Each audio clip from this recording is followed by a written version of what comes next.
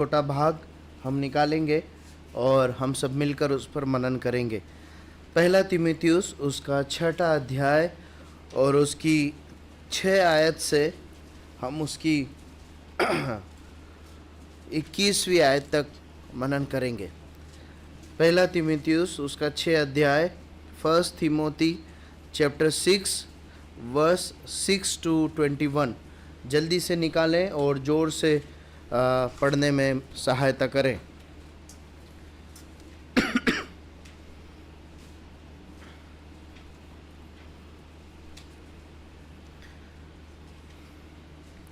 भाई या बहनों में से जिन्हें भी अगुवाई हो, जोर से पढ़ने में मदद करें। 6 से 21 तक।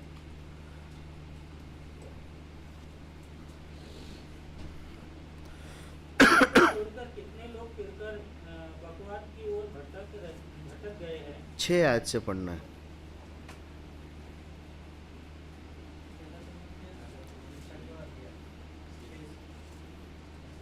संतोष रहित भक्ति बड़ी कमाई है, क्योंकि ना हमें जगत में कुछ लाए हैं और ना कुछ ले जा सकते हैं। यदि हमारे पास खाने और पहनने की हो तो इन्हीं पर संतोष करना चाहिए।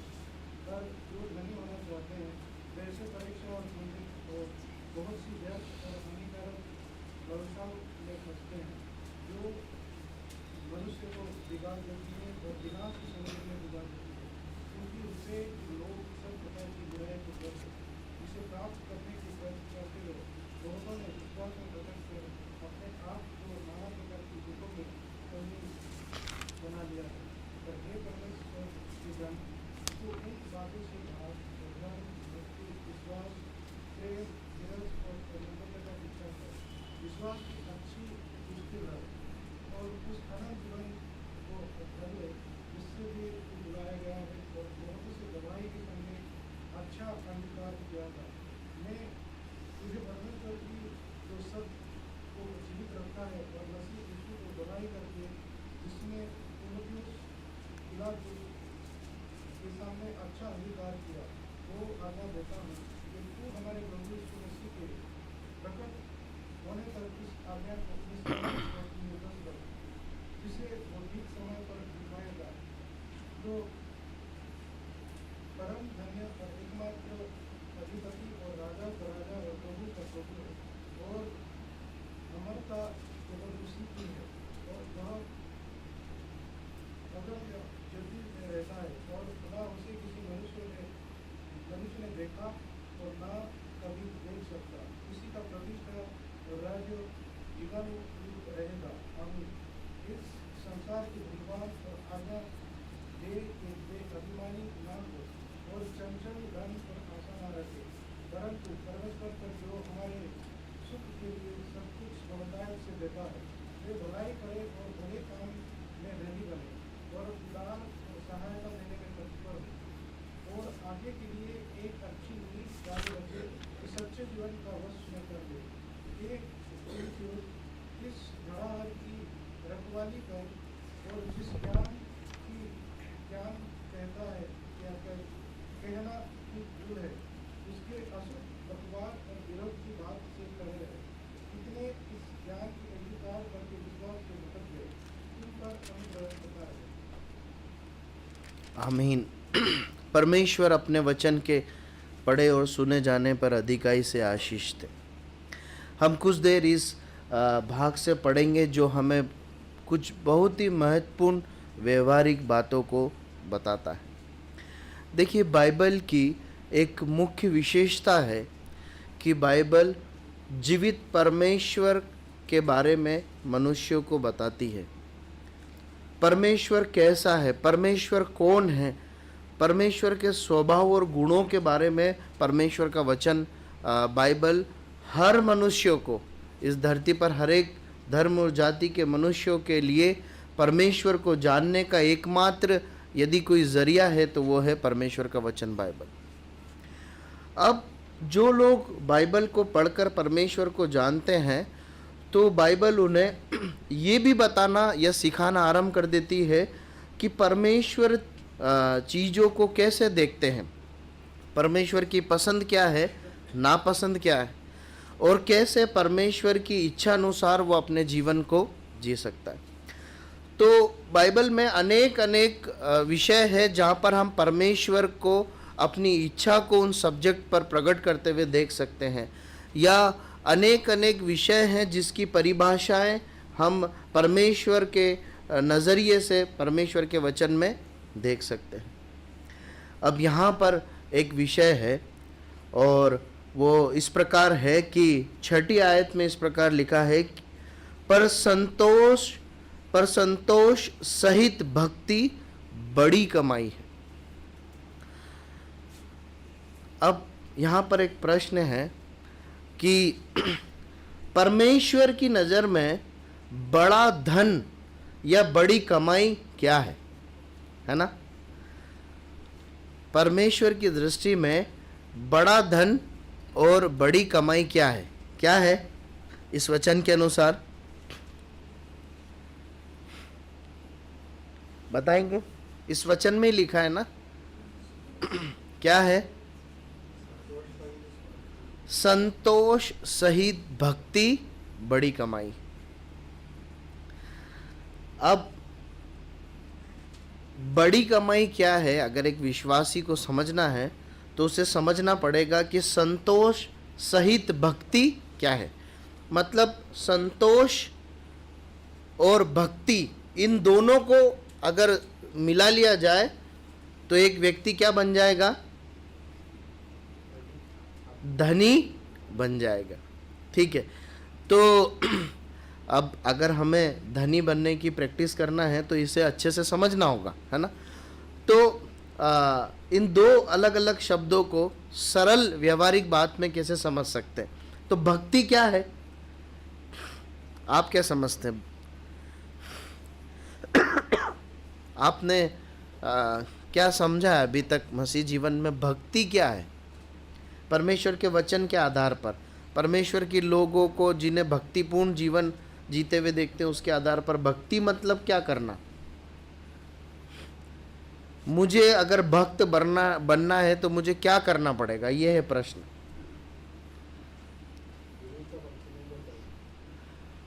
ठीक है, अनेक बातों में से एक बात एक भक्त व्यक्ति के विषय में हम कह सकते हैं, या एक व्यक्ति जो भक्त बनना चाहता है वो परमेश्वर के वचनों पर चलता है, उसे पढ़ता है और उस पर चलता है। ठीक है, बिल्कुल सही। और कुछ उसके जीवन में समर्पण होगा। किसके प्रति होगा? परमेश्वर के प्रति, परमेश्वर की आज्ञा मानने के प्रति, है ना।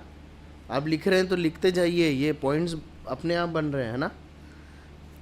परमेश्वर के वचन के प्रति आज्ञाकारिता, परमेश्वर के प्रति समर्पण का जीवन, है ना। इसका मतलब है अपने जीवन के हर क्षेत्र में परमेश्वर को की प्रभुता को महत्व देना, समर्पण मतलब। और कुछ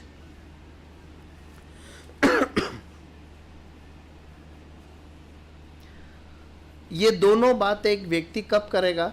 जब वो परमेश्वर से प्यार करता हो, है ना। तो यदि भक्ति की बात की जाए कि भक्ति क्या होती है, यदि मुझे भक्त बनना है तो मुझे व्यवहारिक रीति से क्या करना है, तो सरल शब्दों में उसमें मुख्य रूप से इन 3 बातों को रखा जा सकता है। पहला कि मुझे परमेश्वर से प्यार करना है, परमेश्वर के लिए मेरे हृदय में प्रेम होना चाहिए, है ना। जैसे हम अपने बच्चों से, माता पिता से, पति पत्नी से और पत्नी पति से, है ना, हम अपने दोस्तों से, हमारा उनके साथ जो संबंध है वो रिश्तों से कहीं बढ़कर व्यवहार का होता है ना। हम इमोशनली और मेंटली और फिजिकली और स्पिरिचुअली उनसे जुड़े हुए होते हैं, उनके साथ सहभागिता करते हैं। एक प्रेम एक भाव है, प्रेम एक क्रिया है ना।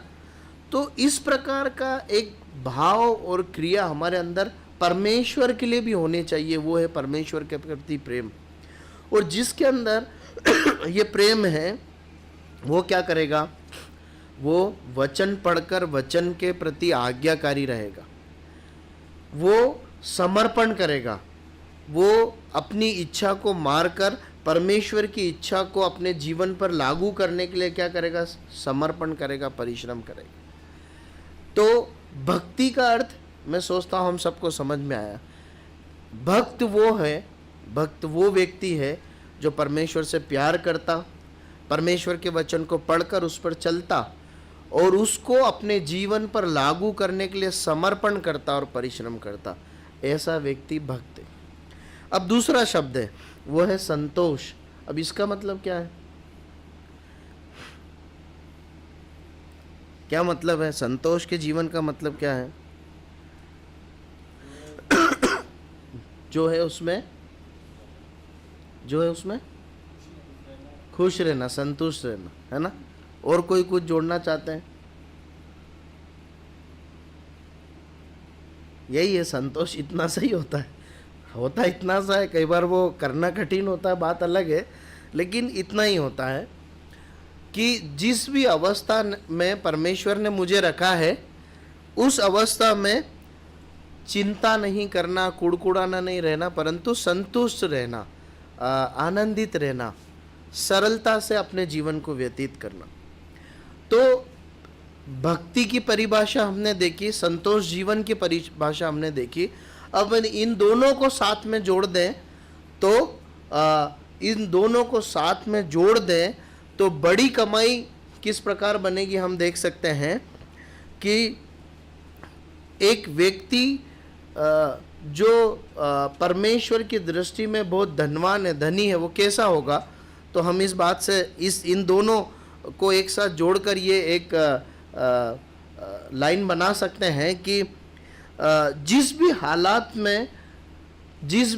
में चाहे अमीर हो, चाहे गरीब हो, चाहे बीमार हो, चाहे स्वस्थ हो, चाहे स्टूडेंट हो, चाहे नौकरी हो, चाहे पत्नी हो, चाहे पति हो, किसी भी उम्र, किसी भी हालात, किसी भी परिस्थिति में परमेश्वर ने मुझे रखा है, जो कुछ भी मुझे दिया है उसमें संतोष के साथ आनंदित रहते हुए परमेश्वर से प्यार करना, उसके वचन पढ़ना, आज्ञा मानना और उसको अपने जीवन पर लागू करना ही क्या है?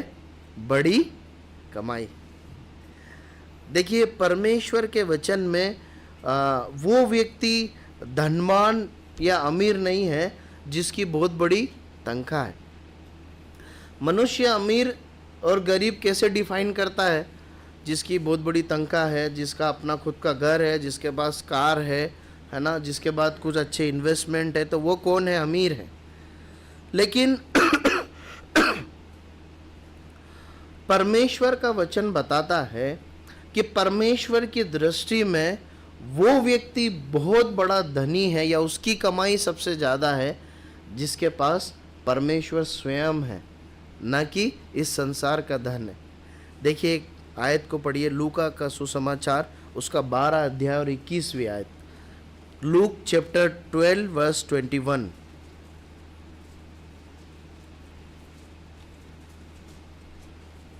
क्या लिखा है वहां पर?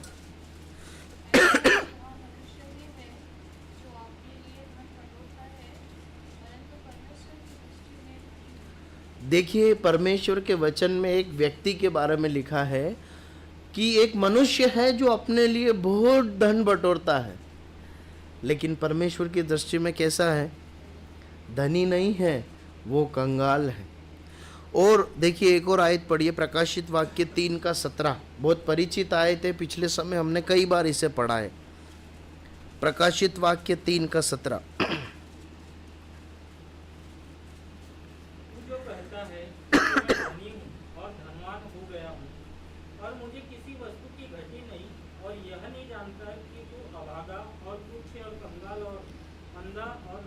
देखिए, यहाँ पर कौन सी कलीसिया को प्रभु संबोधित कर रहा है?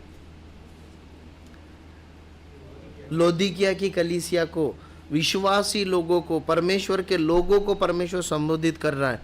क्या बोल रहा है? कि तुम आर्थिक रीति से तो बहुत धनी हो, है ना? सरल शब्दों में कहा जाए तो परमेश्वर कह रहा है तुम्हारी बहुत अच्छी नौकरी है, तुम्हारी बहुत अच्छी इन्वेस्टमेंट है, बैंक में तनख्वाह बहुत है तुम्हारी, और जो है अच्छे कपड़े, कार, सुविधा, सब कुछ है, लेकिन क्या हो तुम? मेरी दृष्टि में क्या हो? कंगाल और नंगे हो। आप समझ रहे हैं? प्रियो, परमेश्वर जब स्वर्ग से अपने लोगों को देखता है तो वो ये देखता है कि मेरे बच्चों के पास मेरा दिया हुआ धन कितना है ना? मेरे बच्चे कंगाली में जी रहे हैं या अमीरी में जी रहे हैं, ये इस बात से निर्धारित नहीं होता कि वो क्या नौकरी करते हैं, उनके जेब में कितना पैसा है, वो कितना क्वालिटी का खाना खाते हैं। नहीं, परंतु परमेश्वर देखता है कि ये मेरे से कितना प्यार करते हैं, ये मेरे वचन को पढ़ने और उसको अपने जीवन पे लागू करने के लिए कितने समर्पित हैं, ये कितना अपने जीवन को अनुशासित करते हैं। जब परमेश्वर देखता है कि एक उसका बच्चा इस प्रकार का जीवन जी रहा है तो वो खुश होता है। मेरा बच्चा कैसा है? अमीर है। किसकी तरह अमीर है? मेरे ही तरह अमीर है।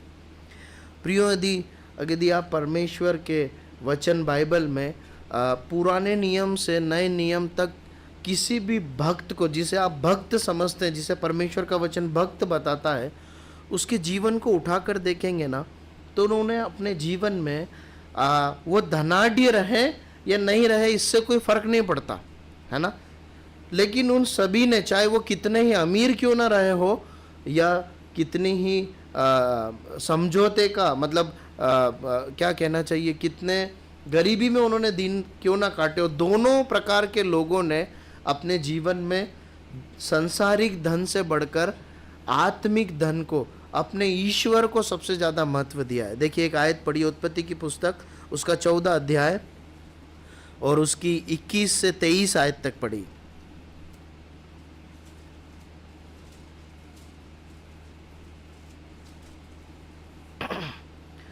उत्पत्ति, जेनेसिस चैप्टर 14 वर्स 21 to 23, जल्दी पढ़िए। तब सदोम के राजा ने अब्राम से कहा, प्राणियों को तो मुझे दे और धन को अपने पास रख। अब्राम ने सदोम के राजा से कहा, परम प्रभु ईश्वर जो आकाश और पृथ्वी की अधिकारी है, उसकी मैं यह शपथ खाता हूँ कि जो कुछ तेरा है और उसमें से ना तो मैं एक सूत और न जूते का बंधन, ना कोई और वस्तु दूंगा, कि तू ऐसा न कहने पाए कि अब्राम तेरे ही कारण दुखी हुआ। अब यहाँ पर आपको ध्यान है क्या घटना है? यहाँ पर घटना है कि लूत जो सदोम में रहने लगा था और उस शहर पर, उस नगर पर दूसरे राजाओं ने चढ़ाई की और लूत को भी और उनके जो उस शहर नगर के जो अधिकारी राजा थे उन सबको बंधुआई करके कोई ले गया। उसके बाद ये खबर पहुँचती है इब्राहिम के पास, और इसलिए कि लूत गया है उस बंधुआई में, इब्राहिम क्या करता है? छुड़ाने जाता है और उन दूसरे राजाओं को मार कर, हरा कर छुड़ा के लाता है। अब इसलिए कि इब्राहिम के कारण ये राजा लोग विजय पा लेते हैं और अपनी सब प्रॉपर्टी, संपत्ति, सब पत्नी, बच्चों और पशुओं को बचा पाते हैं, धन दौलत को। तो ये राजा ऑफर देता है इब्राहिम को कि आप ये रखो, इतना सारा धन आप रखो, है ना? तो इब्राहिम क्या कहता है? मैं कितना लूँगा? मैं कुछ भी नहीं लूँगा। मेरे को एक बात बताओ, क्या ये धन अगर इब्राहिम लेता तो गलत था क्या? किसी भी रूप में आपको गलत नजर आता है क्या? देखिए, इब्राहिम ने नहीं लिया, वो छोड़ दीजिए। अभी मैं आप अपने आप को उस स्थान पर रखकर देखें कि वो धन गलत है या सही है।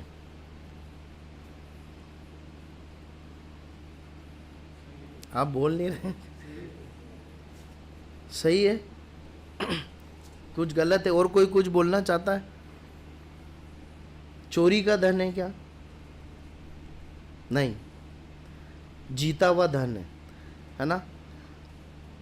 मैं भी जब सोचता हूँ तो मुझे ऐसा लगता है कि अगर इब्राहिम वो धन लेता तो कोई इशू नहीं है, लेकिन इब्राहिम ने इस बात को समझा था, ये उसका व्यक्तिगत एक क्या बोलना चाहिए, कन्विक्शन था, ये निर्णय था कि मुझे परमेश्वर ने मेरी ज़रूरतों को पूरी करने का वादा किया है, इसलिए मैं ये इन अन्य जाति लोगों से धन लेकर अमीर नहीं बनूंगा। कल को ऐसा नहीं होना चाहिए कि मेरे परमेश्वर की महिमा जो है ये लोग चुरा लें, ये लोग बोलने पाए कि वो जो हिस्सा तेरे को मिला था ना वही बेस है एक्चुअली तेरे अमीर बनने का। आप समझ रहे हैं, ये उसका एक व्यक्तिगत निर्णय था। यूँ बाहरी रीति से कोई गलती दिखाई नहीं देती, मुझे भी नहीं समझ में आता कि इसमें कुछ गलत है अगर वो लेता तो। लेकिन इब्राहिम ने वो परमेश्वर के सम्मुख खराई से चलता था, परमेश्वर की उपस्थिति में चलता था, उस जो प्रकाश उसके पास था उसमें उसने ये निर्णय लिया। उसे उचित नहीं लगा, हो सकता है ये धन बुरा ना हो, गलत ना हो, परंतु उसे ये उत्तम नहीं लगा कि मैं इस बात को चुनूं कि मैं इनका धन लूं, और उसने उस धन को ठुकरा दिया। और उसने किसको चुना? परमेश्वर को चुना। परमेश्वर ने कितना धन देने का वादा किया था?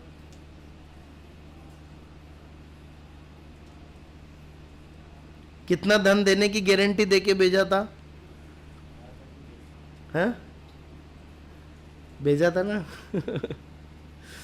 मैं क्या दूंगा तुझे, तू अपने पिता, उसकी जन्मभूमि, उन सबको छोड़कर चले जा, मैं क्या दूंगा? कनान, मैं उस देश में, मैं जो देश में तुझे दिखाऊंगा उस देश में चला जा। मैं ऐसा सोचता हूँ, मुझे जब मैं अभी आपके साथ बांट रहा हूँ तो मेरे मन में एक विचार आता है कि शायद ऐसा हो कि इब्राहिम को इस बात का बहुत दृढ़ निश्चय हो कि परमेश्वर मुझे एक देश ले जा रहा है ना, और परमेश्वर मुझे एक देश देने वाला है।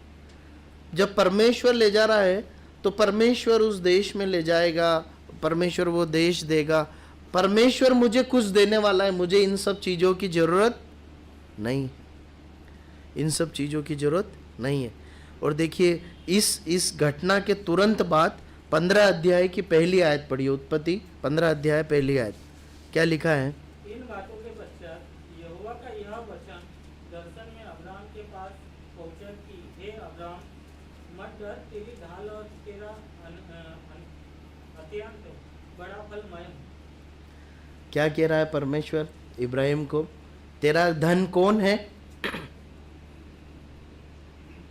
मैं हूं, तू डर मत। तूने ये जो इतनी बड़ी जो संपत्ति को जो ठुकरा दिया है ना, तो किसी पशोपेश में मत रहना। बाद में मत सोचना कि अरे ये ले ही लेता तो अच्छा रहता, मत सोचना। तेरी प्रॉपर्टी कौन है? मैं हूं। मैं तेरा बड़ा धन मैं हूं। प्रियो, इब्राहिम ही नहीं, यदि आप दाऊद के जीवन का, यदि आप यूसुफ के जीवन का, यदि आप दानियल के जीवन का, यदि शद्रक, मेशक, अबेदनगो के जीवन का, यदि अय्यूब के जीवन का, यदि परमेश्वर के वचन में नए नियम में अगर आप पतरस का, पौलुस का, अन्य प्रभु के भक्तों का अगर आप अध्ययन करेंगे ना, तो आप पाएंगे कि उन्होंने परमेश्वर को अपने धन के रूप में चुना था, धन के रूप में चुना था। देखिए, मैं एक परमेश्वर की महिमा के लिए एक छोटी सी गवाही आपके साथ बताना चाहता हूँ कि हम रतलाम शहर में रहा करते थे, और जिस फैक्ट्री में मेरे पापा मशीन रिपेयरिंग का काम करते थे वो फैक्ट्री बंद हो गई। और उस वो फैक्ट्री के बंद होने के पहले भी मेरे पापा टेम्परेरी नौकरी करते थे, मतलब अगर वो कोई नहीं आए तो उनको काम मिलेगा, इस प्रकार का उनके काम का स्वरूप था। और हमारे जो मम्मी के तरफ के जो रिश्तेदार हैं वो नागदा, जहाँ पर ग्रेसिम और BCM करके BCI करके कोई फैक्ट्री है, वहाँ पर रहा करते थे। और प्रभु के अनुग्रह से उनकी अच्छी काम और अच्छी पहचान थी, तो उन्होंने कई बरसों तक, मुझे याद है, हमारे माता पिता को बोला कि तुम हमारे साथ आओ, यहाँ पर रहने के लिए घर भी मिलता है फ्री में, वो भी कोशिश करेंगे मिल जाए, और आप दोनों को नौकरी भी मिल जाएगी, सब बढ़िया सेट है, मतलब कुछ भी नहीं है परेशान होने की बात। तो मुझे याद है मेरे पापा एक ही बात कहकर नकार देते थे कि वहाँ पर कलीसिया नहीं है, और अगर कलीसिया नहीं है तो फिर मेरे बच्चे परमेश्वर का वचन कहाँ सीखेंगे, वहाँ पे संडे स्कूल भी नहीं होता है, तो मेरे बच्चे कहाँ सीखेंगे। ये सब बातों को। और आप यकीन मानिए बरसों बीत गए, हमारे पिता ने निर्णय नहीं लिया कि हम वहाँ जाएंगे। फिर प्रभु के दास ब्रदर एम जॉर्ज वहाँ पर सेवकाई के लिए आए, वहाँ पर कलीसिया भवन बना, घर बना। और उसके पहले ही जब वो वहाँ पर सेवकाई के लिए आए तब मेरे पिता ने निर्णय लिया, क्योंकि उनकी फैक्ट्री भी बंद हो गई, कि अब हम वहाँ जा सकते हैं क्योंकि वहाँ पर कलीसिया है। और मैं आपको बताना चाहता हूँ कि प्रभु ने बड़े अनुग्रह से बहुत हर परिस्थिति में हमारे परिवार को अद्भुत रीति से चलाया है। आज मेरे पिता करीब 70 साल के आसपास होने आए हैं और अस्वस्थ भी रहते हैं, लेकिन उनके दोस्त जो आज जीवित है उनसे सब में अच्छी अवस्था में परमेश्वर ने उन्हें रखा है। और उनके इस निर्णय के कारण परमेश्वर ने मेरे भाई और मुझे भी आशीष दी। आज उनके उस निर्णय के कारण मैं आपके साथ सहभागिता में हूँ, कलीसिया में हूँ, और मैं आज आपके सामने खड़ा हूँ। क्यों? क्योंकि उन्होंने उस बात को चुना। वो हमें कहा करते थे, बेटा मैंने अपने जीवन में धन नहीं चुना, परमेश्वर को चुना, इसलिए तुम कमाओ या मत कमाओ पर अपने प्रभु के पीछे जरूर चलना। और मैं तुमसे कुछ नहीं मांगता, अगर तुम हमें अच्छा पाल नहीं पाओगे बड़े होके तो भी कोई बात नहीं, पर परमेश्वर का नाम खराब मत करना। इस तरीके से उन्होंने जो हमारी परवरिश की, आज प्रभु के अनुग्रह से जो कुछ आप हमें देख पाते हैं सहभागिता में, वो उस सब के पीछे वो कुछ बहुमूल्य निर्णय है। प्रियो, परमेश्वर जो है, जो परमेश्वर का आदर करता है परमेश्वर उनका आदर करता है। मुझे बताइए, जब इब्राहिम ने इस बड़े धन को ठुकरा दिया तो क्या उसके बाद उसका जीवन गरीबी में रहा? नहीं, है ना। हम वचन में अनेकों बार पढ़ते हैं कि वो उन क्षेत्र में रहने वालों में सबसे अमीर एक व्यक्ति बन गए। प्रभु सहायता करें, हम आगे बढ़ते हैं। हमने अच्छे से इस सब्जेक्ट के संदर्भ को समझा, अब हम आगे बढ़ते हैं। 7वीं आयत पढ़िए। क्योंकि न हम जगत में कुछ लाए हैं और न कुछ ले जा सकते हैं। ना हम जगत में कुछ लाए हैं ना ले जा सकते हैं। सही है क्या? संसार में भी ये वाली कहावत बहुत बोली जाती, मालूम नहीं कहाँ से आई। ना कुछ, खाली हाथ आए हैं और खाली हाथ जाना है। सही है क्या? धन के संदर्भ में देखा जाए, इस संसार के लोगों के संदर्भ में जो वो जीवन जीते हैं, और धन के संबंध में देखा जाए तो बिल्कुल सही है ना। क्योंकि जब हम पैदा होते हैं तो कैसे पैदा होते हैं? कितने रुपए लेके सब आए? स्तुति कितने रुपए लेके आई? कुछ भी नहीं, कुछ सिक्का चांदी सोना कुछ भी नहीं, खाली हाथ। पक्का है ना? प्रसन्नजीत भाई चले गए, उनसे बाद में पूछ लेंगे। तो मतलब खाली हाथ ही हम पैदा होते हैं, फिर मरते हैं तब क्या रहता हाथ में? तब भी खाली हाथ रहता। देखिए, धन के संबंध में बिल्कुल सही है। संसारिक लोग जो जैसा जीवन जीते हैं ना, वो अपने मुंह से ही अपनी आशा को प्रकट कर देते हैं, खाली हाथ आए खाली हाथ जाना है। लेकिन एक विश्वासी के लिए, परमेश्वर के संतान के ऊपर ये लागू नहीं होता। वो आता जरूर खाली हाथ है, लेकिन खाली हाथ वो जाता नहीं है। देखिए, एक आयत पढ़िए, प्रकाशित वाक्य 14 का 13 आयत, रेवलेशन चैप्टर 14 वर्स 13। प्रकाशित वाक्य 14 का 13 क्या लिखा है? और मैंने स्वर्ग में यह शब्द सुना कि लिख, जो मुझे प्रभु में मरते हैं वे आपसे धन्य हैं। आत्मा कहता है हाँ, क्योंकि वे अपने परिश्रमों से विश्राम पाएंगे और उनके कार्य उनके साथ हो लेते हैं। वो अपने परिश्रम से विश्राम पाएंगे और उनके साथ क्या जाएगा? उनके कार्य जाएंगे। देखिए, दुनिया के लोगों जैसा हम सोच नहीं सकते, क्योंकि परमेश्वर का वचन बोलता है कि हम आते जरूर खाली हाथ है, लेकिन एक विश्वासी खाली हाथ जाता नहीं। वो एक नन्हे शिशु के रूप में जन्म जरूर लेता है, लेकिन वो बड़ा होता है। वो परमेश्वर के वचन को के प्रकाश में प्रभु यीशु मसीह को अपना उद्धारकर्ता ग्रहण करता है। फिर परमेश्वर उसका धन हो जाते हैं, फिर परमेश्वर उसके जीवन में आत्मिक आशीषें देते हैं। एक अच्छी गवाही के रूप में वो धन इकट्ठा करता है, भले कार्यों के रूप में वो धन इकट्ठा करता है। हम आएंगे उसमें बाद में। और इस प्रकार दूसरों के लिए एक अच्छी गवाही का एक एग्जाम्पल सेट करके वो इस धरती पर मरता है। अब जब वो मर गया है तो खाली हाथ नहीं है, वो कहीं आत्मिक गवाही को जो पता नहीं कितने समय तक, जब तक प्रभु ना आए तब तक, एक धन के रूप में, एक असेट के रूप में उसके परिवार, उसकी कलीसिया और समाज के लोगों के पास छोड़ कर गया है। वो ऐसे फल अपने साथ और मुकुट कमा के गया है जो परमेश्वर की आराधना में वो क्या करने वाला है, स्वर्ग में चढ़ाने वाला है। परमेश्वर का वचन बताता है कि अलग अलग प्रकार के मुकुट परमेश्वर के प्रेम करने वाले और आज्ञा मानने वाले लोगों के लिए रखे गए हैं।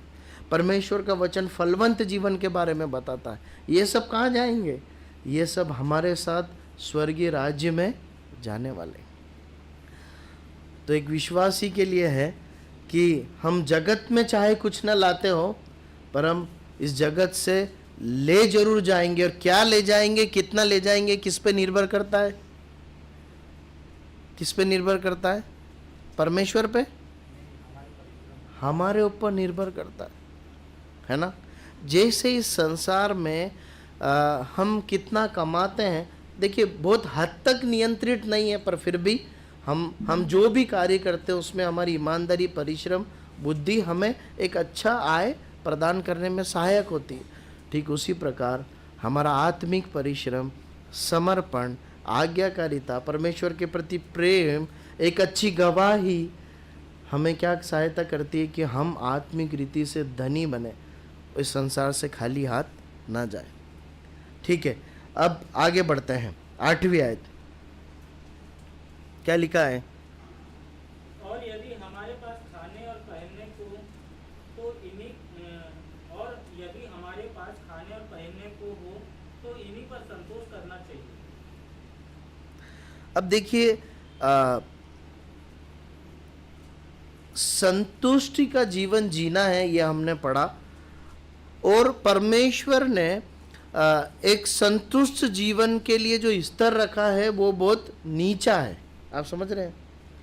मतलब एक व्यक्ति को अगर अपने आप को संतुष्ट कहकर परिभाषित करना है, मैं संतुष्ट हूँ ये नहीं हूँ, ये जांचना है, तो परमेश्वर के वचन में उसका स्तर बहुत नीचे है, ताकि हर व्यक्ति उस स्तर में अपने आप को फिट बिठा सके। क्या है स्तर?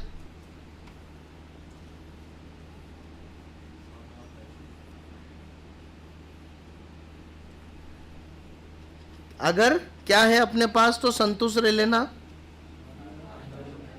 खाने और पहनने के लिए है तो तुम संतुष्ट रह लेना।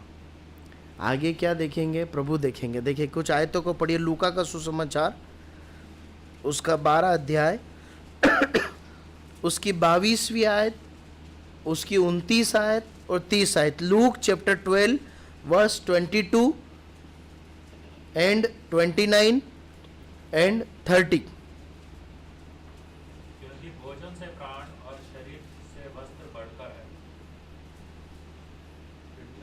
हाँ, 22 हो गया, 29 और 30। और तुम इस बात की खोज में ना रहो कि क्या खाएंगे और क्या पिएंगे, और ना संदेह करो, क्योंकि संसार की जातियां इन सब वस्तुओं की खोज में रहती हैं, और तुम्हारा पिता जानता है कि तुम्हें इन वस्तुओं की आवश्यकता है। देखिए,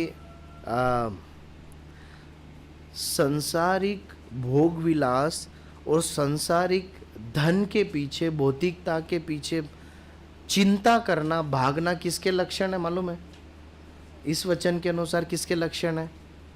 संसारिक लोगों के लक्षण है ना। लूका 12 पढ़ा हमने अध्याय, उसका 22 अध्याय आयत, 29 आयत और 30 आयत। ये धन के पीछे भागने की जो लालसा है ना, ये संसारिक लोगों के लक्षण है। परंतु परमेश्वर अपने लोगों को बोलता है कि तुम संतुष्टि का जीवन जियो, मतलब जो तुम्हारे पास है उसमें संतुष्ट रहो, बाकी मैं संभाल लूँगा। अब देखिए थोड़ा सा और ध्यान दीजिए कि जब संतोष और संतुष्टि का जीवन जीने के लिए कहा जा रहा है, मतलब ये केवल उन लोगों के लिए नहीं है जो गरीब है, जिनके पास पैसा नहीं है। आप समझना इस बात को। हर एक व्यक्ति, हर एक परिवार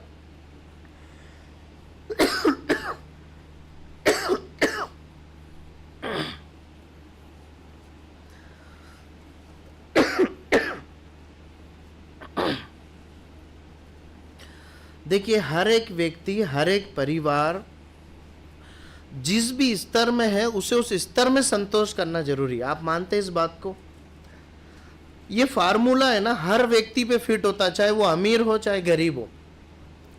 अगर प्रभु ने आपको ऐसी एक अवस्था में रखा है जहाँ पर बमुश्किल आप अपनी आवश्यकताओं को पूरा कर पाते हैं और बहुत सारी लग्जरीज आपके पास नहीं है, तो परमेश्वर का वचन आपको बोलता है कि आपको संतुष्ट रहकर, संतोष रहकर, चिंता ना करते हुए, प्रभु पे भरोसा रखते हुए आगे जीवन जीना।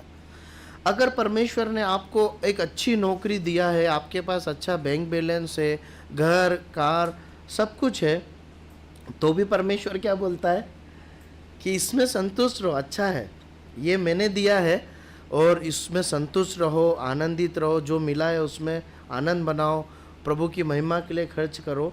और ऐसा नहीं होना है कि इससे और ज़्यादा फिर अब एकदम वो इसको और डबल तिबल करने के लिए भाग रहे हैं। आप समझ रहे हैं? ये सभी के ऊपर समान रूप से लागू होता है, चाहे धनी हो या अमीर हो। संतोष का जीवन, चिंता ना करते हुए जीवन जीना। और जो है आप अगर एक बात ध्यान देंगे ना, तो बात बहुत की जाती है संतुष्टि के जीवन की। हम ऐसा नहीं है कि विश्वासी लोग या ब्रदर असेंबली के लोग ही करते हैं, अब संसार में भी ये बात की जाती है, संतोष करो और लालची मत बनो, खुश रहो जितना है उसमें।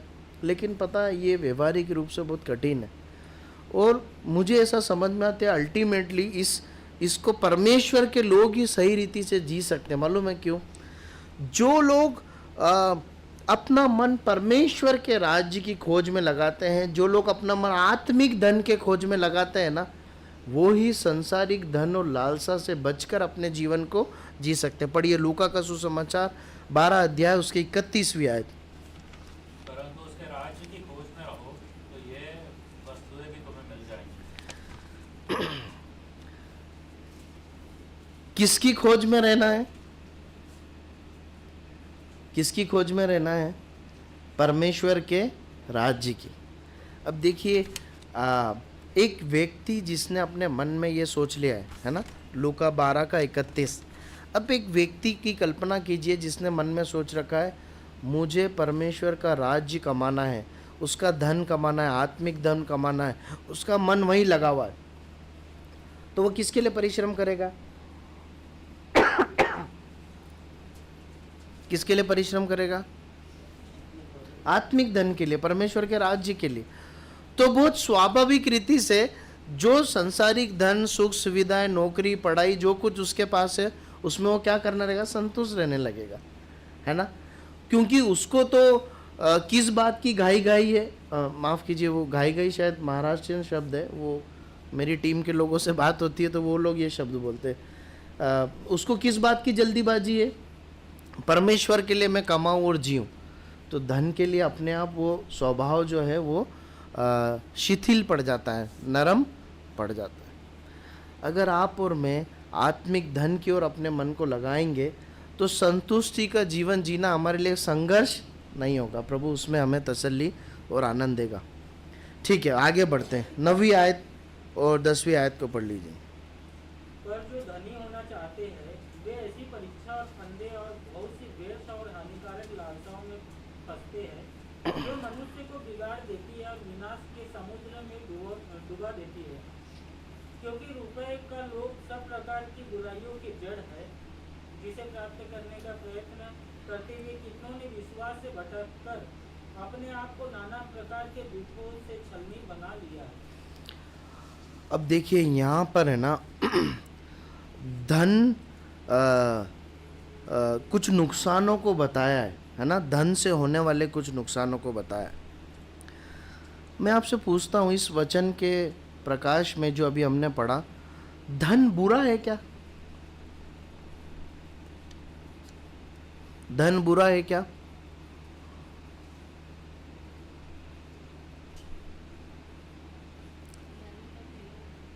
जी, धन बुरा है क्या? हाँ या ना? नहीं बुरा है ना? देखिए, धन बुरा नहीं है। परमेश्वर का वचन धन को बुरा नहीं कहता, लेकिन धन के पीछे लालसा करना, धन को पाने के लिए अपने जीवन को पूरी रीति से झोंक देना और तिकड़मबाजी लगा के कैसे भी धन कमाना, गलत हो या सही हो, अपने स्वास्थ्य को खोकर, अपने आत्मिक जीवन को खोकर धन कमाना, इसे बोलते लालच। उसके लिए गलत भी करना पड़े तो करेंगे, पर धन कमाएंगे। इस प्रकार धनी बनने या धन कमाने को, जिसमें गलत है, जो गलत धन है, जिसमें अनइथिकल प्रैक्टिसेस है, जिसमें हम अपने आत्मिक जीवन को, प्रभु के राज्य को खो देते हैं, वैसा धन गलत है। धन कमाना गलत नहीं है, धन अपने आप में गलत नहीं है, परंतु उसकी लालच करना गलत है। पौलुस और तीमुथियुस ये लोग धन कमाते थे कि नहीं कमाते? पौलुस इस पत्री को लिख रहा है, तीमुथियुस को लिख रहा है, मुझे बताइए ये कमाते थे कि नहीं कमाते थे? कमाते थे। प्रभु की सेवा करते करते टेंट भी बनाते थे ताकि क्या हो सके, जरूरतों की पूर्ति हो सके। तो जब धन कमाने के लिए, देखिए, धन की आवश्यकता और धन की इच्छा की एक सीमाएं हैं, जैसे हर बात की सीमा है। जब हम उस सीमाओं को लांघ कर अपना सब कुछ ताक में लगाकर धन के पीछे भागते हैं, वो धन बुरा है। उस प्रकार की लालसा बुरी है, वरना धन बुरा नहीं है। अब देखिए, जो लोग संसारिक धन की लालसा में अपने आप को देते हैं ना, उनके लिए बहुत बड़ी चेतावनी दी हुई है। कुछ नुकसान बताए हुए गए हैं, है ना। मुख्य रूप से दो भागों में मैंने उन्हें बांटा है। पहली बात हम देखते हैं, क्या नुकसान होगा बताइए, उसी आयतों में लिखा है। विनाश के समुद्र में डुबो देती है। और 9 आयत से देखिए, 9 आयत से पढ़िए क्या क्या होता है। देखिए, 9 आयत से आप नहीं पढ़ रहे, 9 आयत से नुकसान शुरू हो जाते हैं, डिसएडवांटेज। हाँ, परीक्षा मतलब प्रलोभन और फंदों में फंसाते हैं और मनुष्य को बिगाड़ देती है ना, और विनाश के समुद्र में डुबो देती। देखिए, मेरा जीवन है ना, मेरे जीवन परमेश्वर के लिए है। अभी हम पढ़ रहे थे, हम किसका धन है? परमेश्वर का धन है। मेरा जीवन परमेश्वर की प्रॉपर्टी है, उसकी प्रभुता में है, मैं एक भक्त हूं। जब एक विश्वासी धन की लालच में सारे समझौतों को करते हुए सीमाओं को लांघ देता है ना, तो उसका जीवन बर्बाद हो जाता है। अनेक लालसाओं में, प्रलोभनों, परीक्षाओं में और फंदों में वो फंस जाता है। प्रियो, मेरी और आपकी जिम्मेदारी है कि हमें अपने जीवन को परमेश्वर के लिए गार्ड करके रखना है, सुरक्षित करके रखना है। हमें